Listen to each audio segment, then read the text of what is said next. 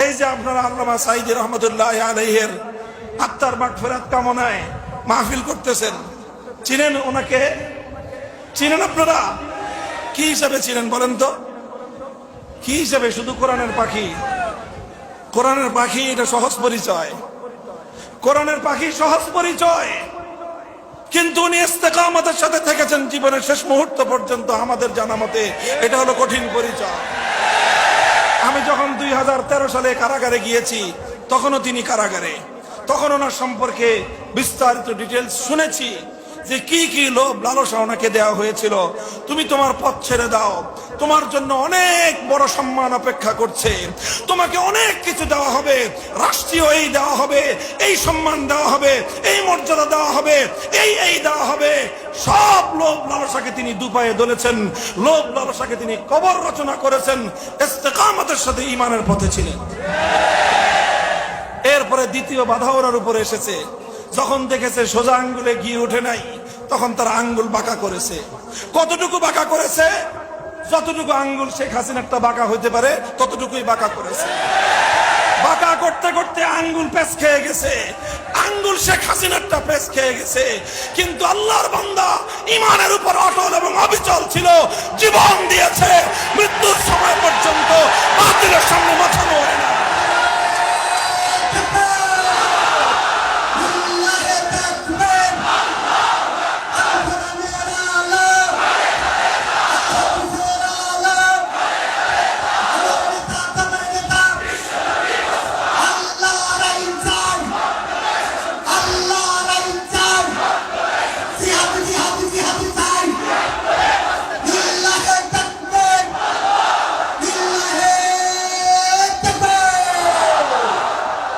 মুহতারাম হাজিরিন, এই জন্য বললাম ইস্তেকামতের সাথে থাকতে গেলে কখনো আপনার উপর আপনার সামনে লোভ লালসার বাধা আসবে, এই বাধা ডিঙ্গাতে হবে।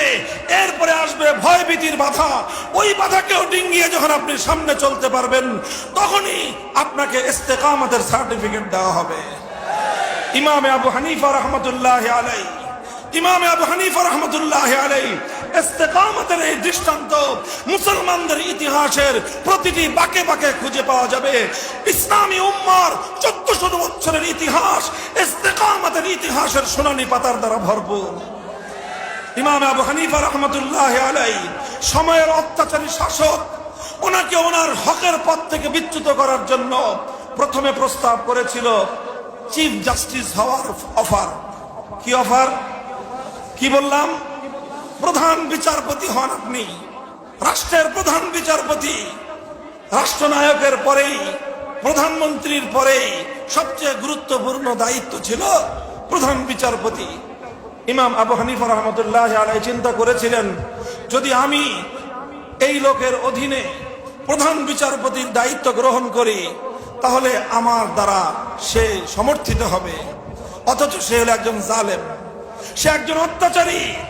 আমি একজন অত্যাচারী শাসকের অধীনে প্রধান বিচারপতি হলে তার জুলুম এবং তার অত্যাচারকে সমর্থন করা হবে। ইমাম আবু হানিফা রহমতুল্লাহ আলাইহি প্রত্যাখ্যান করলেন যে না, আমি প্রধান বিচারপতির মন্ত্রিত্ব চাই না, আমি প্রধান বিচারপতির এই আসন গ্রহণ করে একজন জালেমকে বৈধতা দিতে পারি না। ইমাম আবু হানিফা সেই জালেম শাসককে বৈধতা দেন নাই। লোভ লালসার সামনে মাথা নত করেননি। লোভ লালসার সামনে যখন কেউ মাথা নত না করে, তখন তার সামনে দ্বিতীয় বাধা কি আসে? কি বলেছি? ভয় ভীতি দেখানো হয়, হুমকি দেওয়া হয়, জেলের হুমকি, হত্যার হুমকি, ক্রস ফায়ারের হুমকি, গুমের হুমকি, নানা ধরনের হুমকি তাদেরকে প্রদান করা হয়। ইমাম আবু হানিফার জীবনে সেই বাধাও এসেছে। ইমাম আবু হানিফা যখন জালিমের প্রধান বিচারপতির পদ এটাকে রিফিউজ করে দিলেন, প্রত্যাখ্যান করে দিলেন, তখন ওনার সামনে দ্বিতীয় বাধা আসলো, ভয়ভীতির বাধা। পুলিশ পাঠিয়ে ওনাকে গ্রেফতার করে নিয়ে যাওয়া হলো, ওনাকে কারাগারে বন্দী করা হলো। উনি কারাগারের অন্ধকার প্রকোষ্ঠকে বেছে নিলেন, অগ্রাধিকার দিলেন, জালিমের সামনে মাথা নত করেন নাই। এরপরে জালিম দেখলো যে এই নোমান ইবনে সাবিত ইমামে আবু হানিফাকে এভাবে বাগে আনা যাবে না। উনি যখনই মুক্ত পাবেন, মুক্ত হবেন, যখনই তিনি বের হবেন, তিনি আবার একত্ববাদের কথা বলবেন, তিনি আবার ন্যায় এবং ইনসাফের কথা বলবেন, তিনি আবারও জুলুমের বিরুদ্ধে রুখে দাঁড়াবেন। কাজেই ইমাম আবু হানিফাকে বাঁচতে দেওয়া যাবে না। জেলখানার মধ্যে ষড়যন্ত্রমূলক ভাবে বিষ প্রয়োগ করে ইমাম আবু হানিফা রহমতুল্লাহ আলাইহিকে শহীদ করা হয়েছে। জেলখানায় পয়জন দিয়ে মানুষকে হত্যা করা, শহীদ করা, দ্বীনের দায়ী, দ্বীনের ঝান্ডাবাহী, একত্ববাদের ঝান্ডাবাহী, আল্লাহর দ্বীনের ঝান্ডা বুলন্দকারীদেরকে কারাগারের অন্ধকার প্রকোষ্ঠে নির্মমভাবে হত্যা করার ইতিহাস নতুন নয়। এই ইতিহাস নতুন নয়। ইমাম আবু হানিফা রহমতুল্লাহ আলাইহিকে কারাগারের অন্ধকার প্রকোষ্ঠে বিষ প্রয়োগ করে হত্যা করা হয়েছে। ইমাম আবু হানিফা প্রধান বিচারপতির এই লোভনীয় পদ, এই লোভ লালসাকে দুপায়ে দলেছেন, মৃত্যুর ভয় দুপায়ে দলেছেন, কারাগারে নিক্ষিপ্ত হওয়ার হুমকি দুপায়ে দলেছেন। সব কিছুকে তিনি পায়ের নিচে পিষ্ট করেছেন। আল্লাহর দ্বীনের উপর, আল্লাহর রুবুবিয়তের ঘোষণার উপর অটল অবিচল ইস্তেকামতের সাথে থেকেছেন। আলহামদুলিল্লাহ। আমরা সেটা পারবো না, অতটা বড় আমরা নই, অত সাহস আমাদের নাই, অতটা শক্তিও আমাদের নাই। তবে একটা জিনিস আছে, আজকে আমি আর আপনি যদি এক কদম উঠাই, আল্লাহ আমাদেরকে অনেক বেশি সাহায্য করবেন। আমরা দুর্বল, এই জন্য আমাদের পরীক্ষাও সহজ। আমরা দুর্বল, এই জন্য আমাদের পরীক্ষাও সহজ।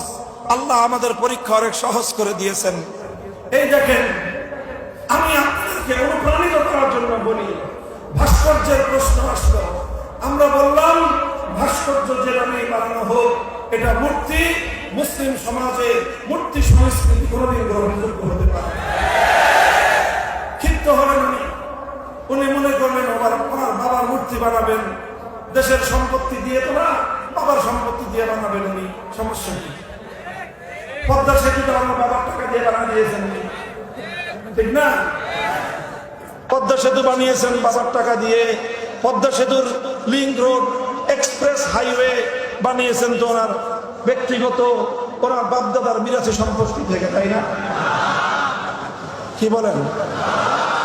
এরপরে সেই এত বিশাল বাংলাদেশের ইতিহাসের সবচেয়ে বড় মেগা প্রজেক্ট, তার কপালের উপর বিশাল একটা বেদি বানিয়েছেন। কি বানিয়েছেন? একটা বেদি। এরপরে সেই বেদির উপর বিশাল এক মূর্তি বানাবেন।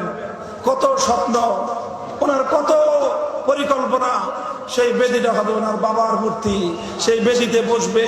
বাংলাদেশের মানুষ যখনই পদ্মা সেতুর দিকে রওনা করবে, তখনই তার বাবার চরণে, কদমে তার বাবার চরণে শ্রদ্ধা অবনত হবে। এই ছিল তার স্বপ্ন, যে একটা মুসলিম জাতি ধীরে ধীরে হিন্দুয়ানি কালচারের দিকে ধাবিত হবে, একত্ববাদের চেতনা ফুলন্টিত হয়ে সেই শিরকি চেতনা মুসলমানদের সমাজে বাস্তবায়িত হবে। এই স্বপ্ন ছিল ওনার। বাদ সাধলো কিছু মোল্লা মৌলবী। আমরা বললাম যে না, হিন্দুরা তাদের মন্দিরে মূর্তি বানায়, ওটা নিয়ে আমাদের কোনো আপত্তি নাই। প্রত্যেক ধর্মাবলম্বী স্বাধীনভাবে যার যার ধর্ম পালন করবে, ওটা নিয়ে আমাদের কোনো কথা নাই। বরং সব ধর্মাবলম্বীদের ধর্ম পালনের স্বাধীনতা থাকবে, এটাই ইসলামের সৌন্দর্য। কিন্তু 90% মুসলমানদের সম্পদ দিয়ে, মুসলমানদের এলাকায়, মুসলমানদের সমাজে জাতীয় স্থাপনার ভাস্কর্যের নামে মূর্তি বানিয়ে মুসলমানদের সমাজকে মূর্তি সংস্কৃতির দিকে ধাবিত করা হবে। আর সমাজ বেঁচে থাকতে এটা হবে না। আমাদের উপরে উনি খুব খেপলেন, খুব রাগান্বিত হলেন। এত খেপলেন যে বলা যায় না। মানুষ বেশি খেপলে মাথা খারাপ হয়ে যায়। তিনি নমরুদের মতো আচরণ শুরু করলেন। কার মতো? আমি পরিষ্কার ভাষায় বলেছি, আজও বলি, একটা নমরুদ, একটা ফেরাউন, একটা কারুন, আর একটা আব্দুল্লাহ ইবনে উবাই, রইসুল মুনাফিকিন, চারটাকে একটা গ্লাসের মধ্যে গোলাইলে একজন শেখ হাসিনা জন্ম নেয়। যদি ব্যাখ্যা জানতে চান, আমার কাছে তার স্পষ্ট ব্যাখ্যা আছে। ব্যাখ্যা ছাড়া কথা বলি না, যুক্তি দিয়ে প্রমাণ দিয়ে আমি দেখায় দিব। ওনার প্রতি ব্যক্তিগত কোনো আক্রোশ আমার নাই, ব্যক্তিগত কোনো ক্ষোভ রাগ অনুরাগ থেকে আমি বলছি না কথা, কিন্তু উনি তাওহীদ এবং শিরকের প্রশ্নে উনি শিরকের পক্ষ নিয়েছেন, আমরা তাওহীদের পক্ষ নিয়েছিলাম। আমরা তাওহীদের কথা বলেছিলাম, উনি শিরককে বাস্তবায়ন করার চেষ্টা করেছিলেন। তাওহীদ এবং শিরকের লড়াইয়ে আমরা কারারুদ্ধ হয়েছি, আমরা মাজলুম হয়েছি, তিনি আমাদের উপর জুলুম করেছেন। আর জালেম আর মাজলুমের লড়াইয়ে প্রথমে ওনাকে বিজয়ী দেখা গিয়েছে, চূড়ান্ত বিজয় ওয়াল আখিরাতুল লিল মুত্তাকিন আল্লাহ আমাদেরকেই দিয়েছে।